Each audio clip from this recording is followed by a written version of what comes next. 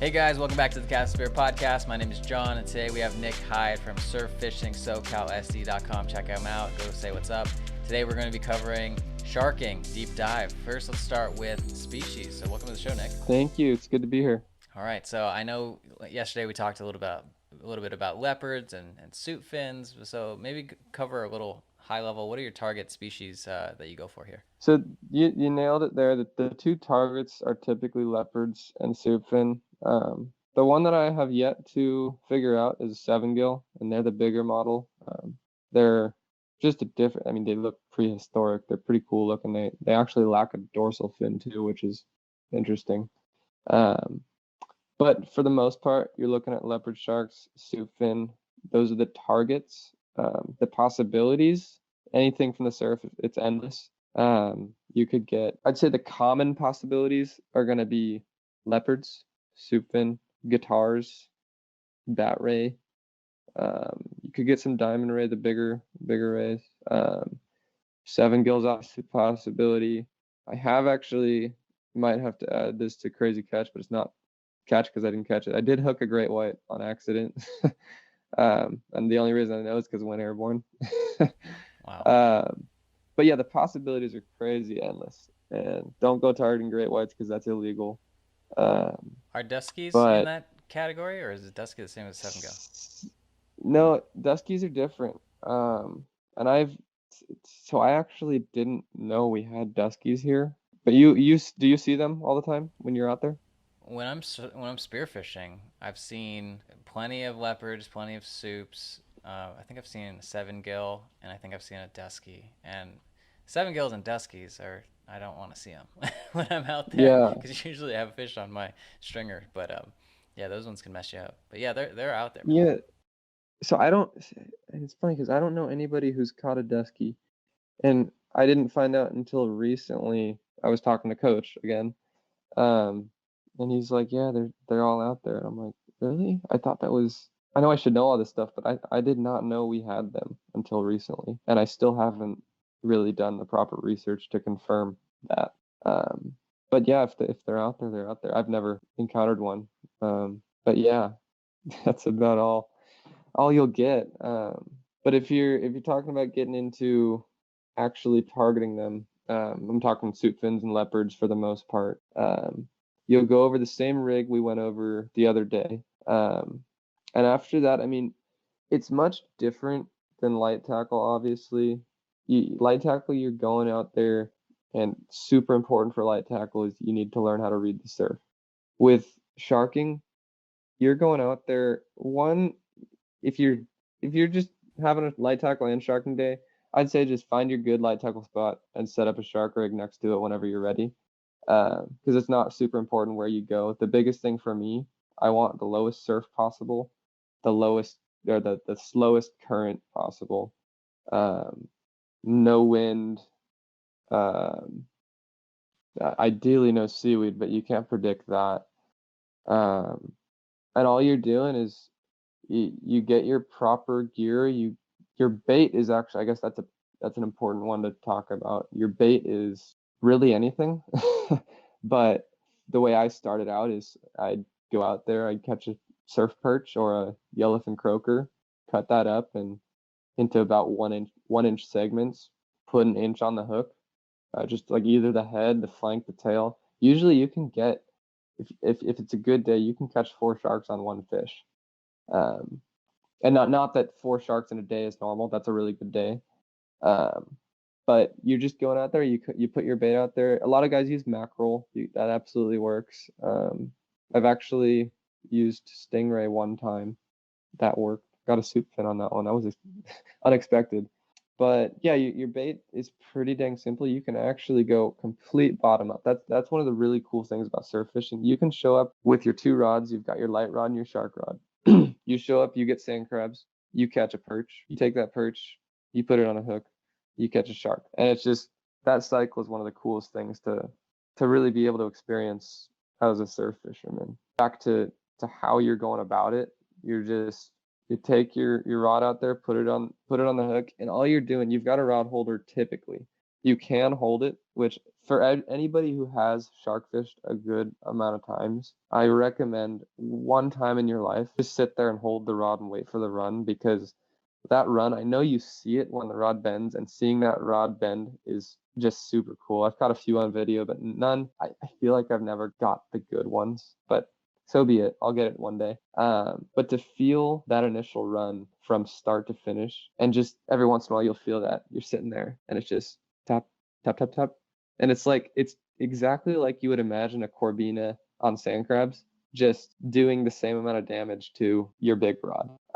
And it's you get that, and then a couple times I have had to hold the rod when it comes down to a client who just really wants a shark, but the current is just not cooperating to the point where I will take my rod and stand out there holding it, walking 600 yards down the beach as the current takes it. And when you're doing that, it is so thrilling to feel that.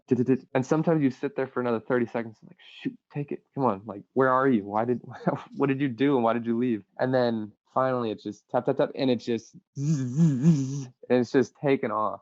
And I know it just is fun to see it on the rod when it's just in the holder, but it's something to feel it at least once in your life. But yeah, there isn't much to it. You're looking for a nice mellow area in the surf where the current isn't going to take it, the surf isn't going to mess you up, and you're going out there casting it out as far as you can. The way I always tell people to fight it is it's going to be in the rod holder. As soon as it takes, it'll be very obvious. It's not going to look like seaweed, or you'll see the rod kind of bounce a little bit. But when a shark takes, you'll see that couple twangs down, and then it'll just super sporadically be wavering down at about, I don't know, like an 110-degree angle, if my math is right, something like that. And once you pick that up, you've got your rod set to where, or your drag set to where you should be able to let line take off the spool without ripping your rod out, obviously. And then once you get that going, you pick it up. I'm using circle hooks, obviously. So you pick it up, turn your drag to where it should be, which typically with me, where I set my drag, I end up turning it about a half turn. And that should be where I fight the fish for the rest. Sometimes I had a big, what did I have? It was a bat ray with 58-inch wingspan. And that tested my 450 yards to the last 40 yards. And I had a buddy who was just like, Nick, you need to button that down completely. And I was like, I've never buttoned it down more than I have now. So we buttoned it down completely. And it was just me leaning back, just waiting for it to give. And it finally just stopped, but I was leaning for like a minute and a half, just waiting for something to happen. And it finally, once it gave that initial one, it was just me reeling in the weight the whole time, which 450 yards of reeling that in, it took a while. But yeah, I mean, you're holding it, and the best way to do it with a shark, especially a soup fin, leopards aren't super sporadic, but soup fin are very sporadic. And your best way to do it is keep that constant lean back, and to the point where when the shark is running, you're still leaning back, but when it gives you a little bit, your applied lean that you constantly have should automatically raise the rod when it gives up. And that when it raises, you reel on it down and keep that lean after you reel, because your goal is to keep tension, and any chance you give the shark to, it will spit the hook if you don't have proper tension. And sometimes if you don't have proper tension, these soup fin will turn on you real quick. And that no tension to 100% tension, that's going to rip it right out the mouth. So those are probably the most important things fighting the fish. And your first time fighting one of those, it's pretty much going to be luck whether you get it in or not, because it's an acquired feeling for sure. But best thing to do, keep tension. So Do you chum or not chum? I don't. I've heard. I know you go fishing with Coach, and it's like whatever he's fishing for, he's chumming. But no. I guess I just don't want to. I don't know, kill a bunch of fish and throw them out there. But I guess I do. I could technically, any fish I take home and fillet, I could just turn it into a bunch of little pieces and throw it out there. But long answer or short answer, I don't. I don't chum. No. And then regarding for the people who are never really done it before, what time do you like to go for shark? Is it usually right when the sun goes down? Are you catching 80-90% of your sharks when the sun is down? So I have actually, aside from maybe like 3 a.m., you'd pick any hour of the day. Any hour of the day that I've fished, you can catch a shark whenever. The only thing is you're just trying to avoid people, because trying to shark in the middle of the day on a crowded beach, you might catch something, absolutely, but you might catch a surfer, you might catch a swimmer. You just don't want to, and it looks bad. to some degree. You don't want to be that guy taking up all the beach when people are trying to swim or surf, and you're going to get some looks and all that. So if you do have to fish in the middle of the day, find a beach where there's no, like a lot of the beaches in San Diego, and I know San Diego's just where I'm at, but I guarantee anywhere where you're at, it's just you've got the access points, and even if it's a crowded beach, that's going to be the only really crowded point. Like if you walk, it's a long sandy beach, and you find one access point and there's no other access point for another 2 miles, you walk a mile down there, for some reason people are just too lazy to go over there, and you're likely going to have a lot of beach. But I'd say your best bet at doing it is going to be dusk and dawn. Go early morning or late evening. And the thing about late evening, you can go into the night. You can go, like, just last night I was fishing till only about 9:30, but we hooked up at, what was it, 8:45 or something. Nice leopard. And the other benefit to that is, sure, it might be cool to be like, oh, look at this shark I caught, and you get crowd of people, but I personally hate the crowds. I don't want to have a bunch of people watching me dehook a shark. You get half the people who are just standing there. You get half the people who are like, oh, that's super cool. And then there's those two people who are just like, get it back in the water. You're gonna kill it.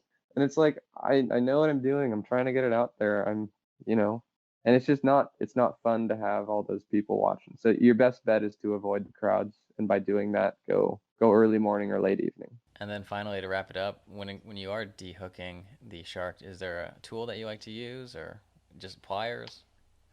I just use pliers. I've gotten pretty good with them. I do know a couple guys. It really depends, because I'd say my rigs are they're very specifically designed for leopard sharks, and then soup fin are a bonus there because they're not crazy bigger. A lot of guys I know who target soup fin and 7 gill specifically, they'll use the bigger hooks, and they'll also bring, one, bolt cutters if it comes down to it, but two, they'll bring it's almost like a long metal kind of handle, and they'll use that because when you do get into the bigger soups, and obviously 7 gill, you don't want to be messing around with their mouths, because they're much different than a leopard shark. But I just use pliers. Yeah, for those who haven't seen a soup fin's mouth up close, it looks like a mini great white. Well, I think that does it for this episode, guys. Tomorrow we are going to be covering lures. We're going to switch away from baits and talk lure fishing in the surf. Thanks, Nick. Hey guys, one more thing before you go. You can subscribe to this podcast on Apple Podcasts, Spotify, and your favorite podcast app. And if you like the podcast, please consider rating it on Apple Podcasts and leaving a review. This helps other people find the show. Thanks.